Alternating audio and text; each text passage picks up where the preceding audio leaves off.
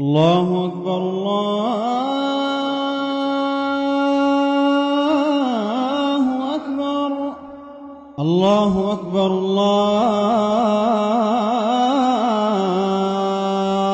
الله أكبر أشهد أن لا إله إلا الله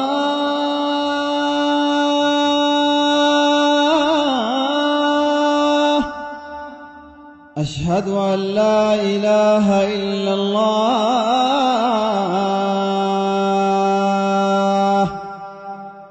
أشهد أن محمدًا رسول الله أشهد أن محمدًا رسول الله حي على الصلاة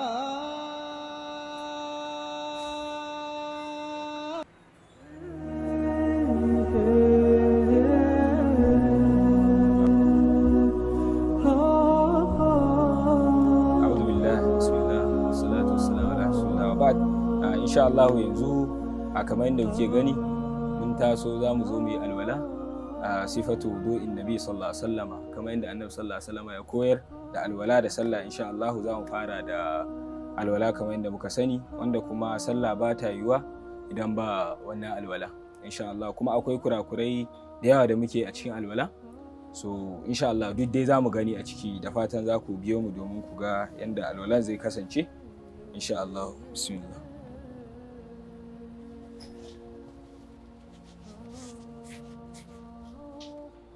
farko za ka ɗora niyya cewa za ka yi alwala kuma ita niyya a zuciya take ba sai ka ce a baki ka furta na yi niyya zan yi alwala zan yi sallan kaza kaza na niyya a zuciya take ka taso za ka zo ka yi alwala dama ka yi niyyan yin alwala ne to niyya abu na farko kenan abu na biyu shine za ka buɗe ruwanka idan a buta yake za ka ɗauko shi abu na farko da aka fara shine bismillah za ka fara da sunan Allah sannan ruwa ɗaya daga cikin sunnonin alwala shine ba a son almubazzaranci na ruwa idan da famfo za ka yi amfani sai ka buɗe shi kaɗan yanda zai ishe ka yanda za ka yi alwalanka yawa saboda annabi sallallahu alaihi wasallam ya kasance da ruwa ɗan kaɗan yake alwala haka ya tabbata a sunna bismillah za mu shiga insha Allah bismillah abu na farko shine za mu wanke hannayenmu sau 3 bismillah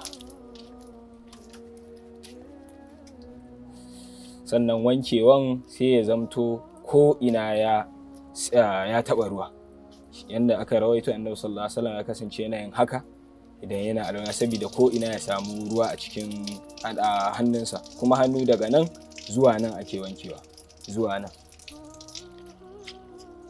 na biyu wannan shine na biyu sannan kada mu manta zaka iya wanke hannunka sau ɗaya zaka iya wanke shi sau biyu zaka iya wanke shi sau 3 amma dai wanda ya fi 3 ya fi ka falala ya fi ka lada wannan shine ya tabbata a sunna to bayan na wanke hannuna sau 3 daga nan zuwa nan ko ina ya samu sai abu na gaba shine kurkure baki da kuma shaka to kurkure baki da shaka muna da nau'i biyu nau'i na farko kamar yadda zamu gani shine dan ka ebo ruwa zaka yi haka kun ga na sa a bakina kuma na shaƙa da iba ɗaya kenan sannan akwai siga na biyu wanda za ka iya ɗebo shi a haka ka yi haka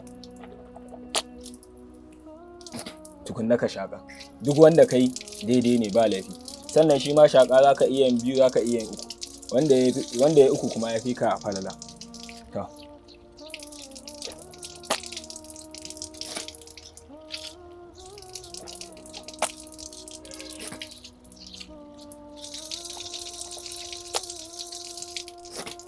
wannan shine guda 3 zaka iya yin 2 kamar yadda na faɗa ya danganta da wani yanayi kake ciki ko karancin ruwa da dai sauransu ka gama da wannan sai abu na gaba shine wankin fuska kamar yadda ya zo a sunna da hannu biyu ake wanke fuska kamar haka zaka wanke daga nan mafarin gashinka zuwa nan ƙasan gemunka idan kana da gemu to idan ma baka da shi dai akwai gun gemun daga nan zuwa nan sannan ya biyo ta nan wajen bakin kunnenka sannan kamar yadda na faɗa da hannu biyu ake, amma ya tabbata cewa za ka iya wankewa da hannu ɗaya ma. Na'am, shi ma za ka iya yi so biyu, za ka iya yi so uku.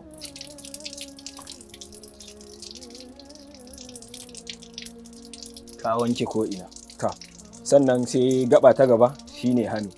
Hannu kuma za ka wanke hannunka daga nan zuwa nan. Kamar yadda wasu suke kuskure idan sun tashi wanke hannu, tunda suna gani sun wanke a farko, sai su wanke iya daga nan zuwa nan. Kuskure ne. Idan aka ce wanke hannu, za ka wanke shi daga nan mafarin farcenka har zuwa nan, kamar yadda za mu gani insha Allah.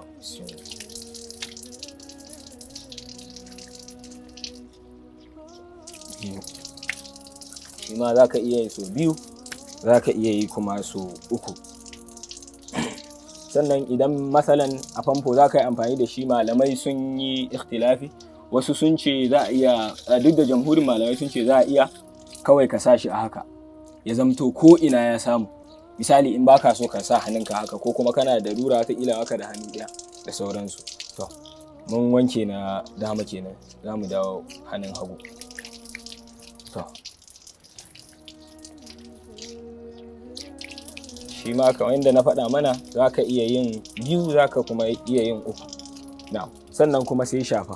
Shafa wasu sun ce za ka iya amfani da ruwan da ya ragowa da ka wanke hannunka, ka shafa kanka da shi. Wasu kuma sun ce za ka ebo wani ruwa haka, sai ka yi haka, sai ka shafa. To ya ake shafan kai? Shafan kai kala-kala ne.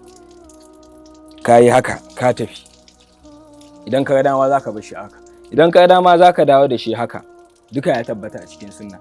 Ka kai shi ka dawo da shi, ko kuma ka kai shi kawai.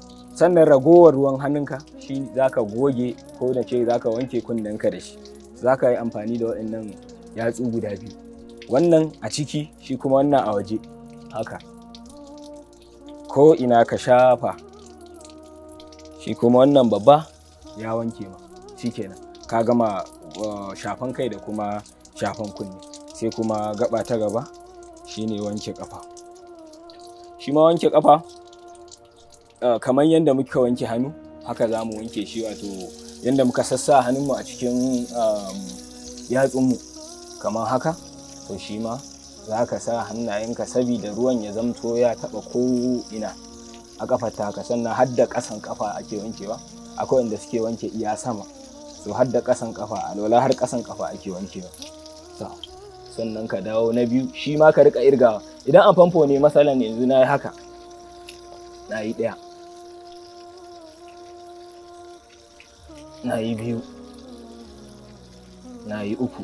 Idan ina so kuma guda ɗaya zan yi, idan ina so biyu zan yi. Duka ya tabbata a cikin sunna. Sannan ga wanda yake da gemu, bayan ya gama gemu da yawa, wanda yake tsoro ko kuma yake tunani ruwa bai taɓa inda ya kamata ba, to zai iya ebo ruwa a haka, don ya ebo ya sa, yanda dai zai tabbatar ko ina ya samu wannan ruwa. To wannan shine sifatu wudu'in nabi sallallahu alaihi wasallama, kamar yadda annabi sallallahu alaihi wasallama ya koya wa sahabbansa suka koyar, har manya-manyan malamai suka rubuta littattafai iri-iri kala-kala akan sifatul wudu, wanda shine sai kai alwala da shi ake shiga sallah, bayan da za a yi sallah ta karbu ba alwala. To da fatan mun gani kuma mun koya insha Allah. Wannan shine sifatul wudu'in nabi sallallahu alaihi wasallam wanda muka koya insha Allah.